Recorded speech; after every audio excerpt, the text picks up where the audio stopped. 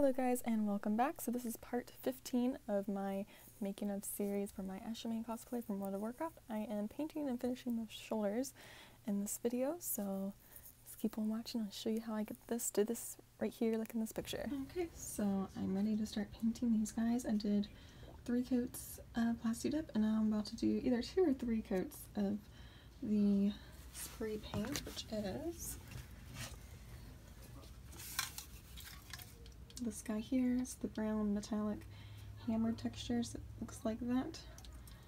It's what I'm using for the base of all my painting, like I did for these guys. And we're going to do a very similar paint job, but we're going to match these for the shoulders.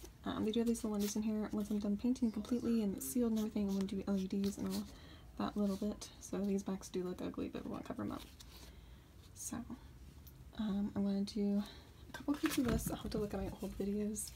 Not old videos, but the video where I painted these guys to see how many coats. I think it's either 2 or 3. But yeah, I'm going to go watch one of those real quick and see how many coats I did last time.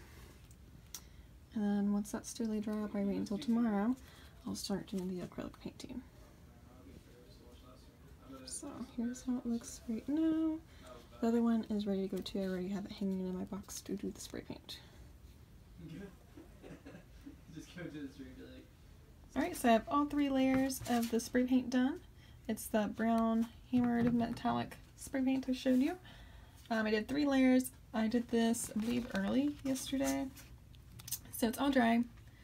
Please ignore the sounds in the background with the ferrets just got out of the cage, so they're running around. So yeah, we're ready for acrylics now, and I'm going to do all of that, and then the spray varnish, and I will do a little time lapse of me doing all that. So I'm painting these to have the same sort of paint job as those bracers I showed you. All of the armor pieces have that same sort of metally look. So in case you haven't watched those other painting videos, I have a silver and a black acrylic paint and I mix them to different ratios to get different shades. I start out with a good bit of black mixed into the silver, that way I get kind of a gunmetal-y color. It's a little lighter than gunmetal, but it's also a high metallic paint, so depending on how light hits it, it's always going to look lighter and darker in other lightings. So first I just do a rough coat of that. I do use a chip brush through the whole process because I do want to show the colors behind. So right now this will show the brown behind that gunmetal-y color. And I just want to make sure I cover the whole surface with this. And then once I get all the darkest color on, darkest silver, I will do a mixture, which I'm mixed up right there. It's more of a medium silver. There's still some black in there, but not as much. And I'm going over all of it again to lighten it up, but I just want to have that different, the brown, the darker silver, the medium silver to go all the way through it. I want to have some depth in the color, and using that chip brush, it's really going to bring out those under layers there. So now I'm working on highlight, so I do just straight silver for the highlight. And I kind of dry brush. It's not technically dry brushing, it's lazier than that, but it works. So I take a little bit of that silver on a small brush and I just go around all of the edges. Anything that has an edge to it, I'm going over, and then I go back over, I wipe off the brush, go back over it, and just kind of like aggressively brush over those areas I just put the paint on, just put the bright silver on to blend it in. So I'm doing that for all the edges, and then I also go around the swirls some and such later. You'll see that I kind of go back and forth between the black and the highlight. But yeah, getting all that highlight in there. And now I'm taking black. I do add a little smidge of the silver in there just to give it a little bit more of a metallic-y look to it. And it's kind of freehand these lines here like it has in the game. So those little back pieces all get these lines. And then the main piece also gets it all the way around. And then the little swirls get black. You'll see. I show all of it.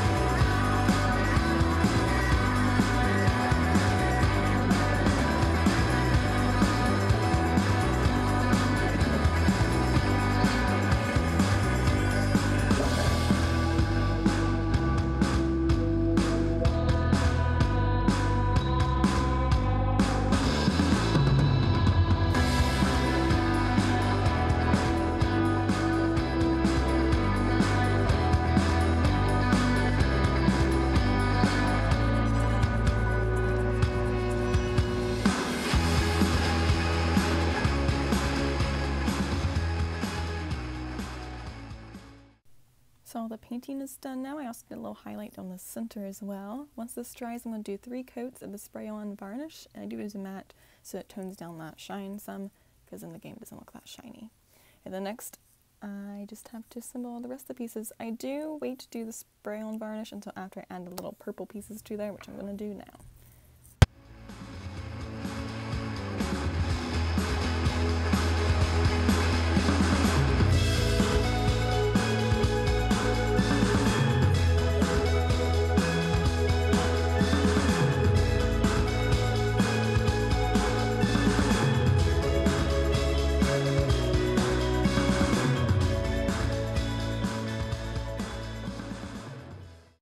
So I just cut out pieces from the purple folder there to fit into these little cutouts here, and then I'm just going to use this E6000 around the edges of the inside of the shoulder piece so no one sees the glue. I use a little precision tip because that's real helpful. I'm just going all around the edges, both in the circle and in the like moon-like shape. I'm just going to show that with the X-Acto knives. All I'm doing here is showing that you're going to go around the edges, and then so it stays on there real good. I try not to make it too thick, but thick enough that it stays in place.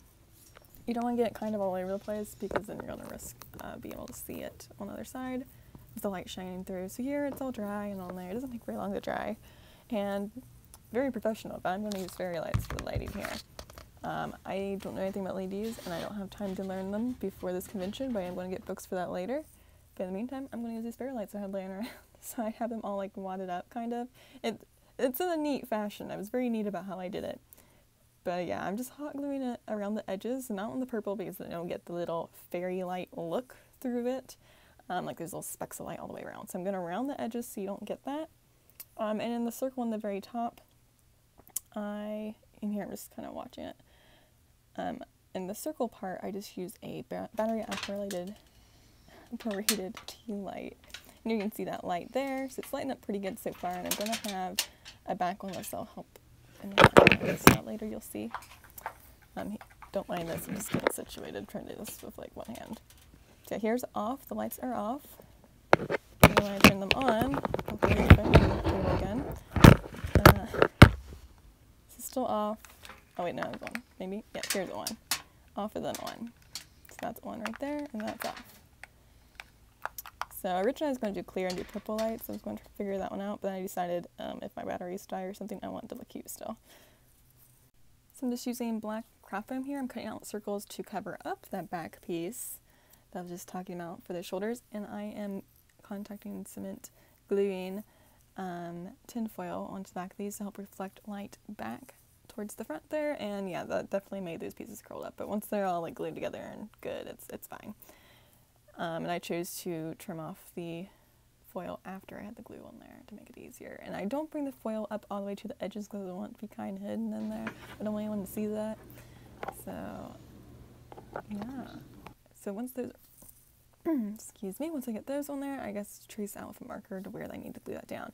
So I need to be able to get into this little area in case something happens with the lights, and then also the one LED is battery operated, so I need to be able to change out the lights. So I'm going to use itty bitty pieces of Velcro to hold this one, and then the very top of it's just going to be glued on normal. So here I am using hot glue to try to glue this on the tin foil, which is a terrible idea. It falls off. So off camera I fix it by using contact cement, and it worked a lot better. And here I'm just showing around the bottom, I'm going to glue on with contact cement these little Velcro pieces all around the bottom and one side. And I'm going to show me sticking those on there now. So I just put it on one side for now, the side I'm sticking on now, and then I'm going to go around and put glue on these other sides, which I have stuck on there still. And that little gap right there is where it's going to be glued directly onto the shoulder piece and not have any Velcro right there.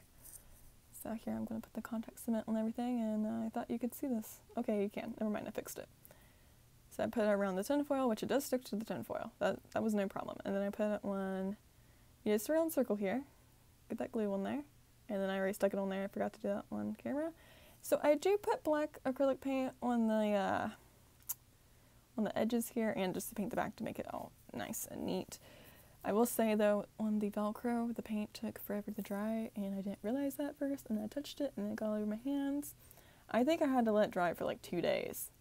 So if you decide to put paint on Velcro, let it sit for a while. So this needs to dry now. And after this dries, I also do the spray varnish on it, just to make sure the back doesn't peel off any. So that's it for this video. I didn't record any of how I actually attach it to my body. I did that off camera. Apparently I thought I recorded that and didn't. So sorry about that. But that's pretty much the basis of everything. I use Velcro on the back to attach to my sleeve thingies. And then I also have some faux leather strips that go around my arms and across my shoulders. But that's less for attachment to my body and more to look like in game. So I'll show that a little bit here and there. But right here you can see how it looks next to the bracer, because this is how I'm going to wear it. And then I'll also have my gauntlet too. And then I'm not wearing any other parts of the costume other than my cowl.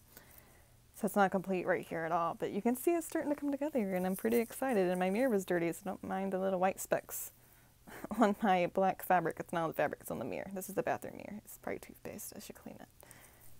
So as always, I have links below to most of my materials. The only things I want to link to are the spray paint, which I got from Walmart. The black paint is just the cheap acrylics from Walmart. And then the contact cement I got from Lowe's. I recommend Barge anyway. But everything else I got online, either from cosplay supply stores online or Amazon. So I have links to those below as always. And then also to my playlist for this making series of Ashamane. This will be done around early to mid-August, so I'm thinking it's going to be around 20 to 25 parts, I believe. I don't remember off the top of my head, but yeah. I'll show how to make pretty much everything other than some of the small details I had mentioned. So I hope it's helpful. It's going to help me to look back on too, to see how I do some things where I can improve, and things I might forget how to do, but I want to do them later. So yeah, thank you so much for watching, and I will see you next time. We're going to finish up these gauntlets next. I want to sneak on a little picture right here of the gauntlets because they're super cool.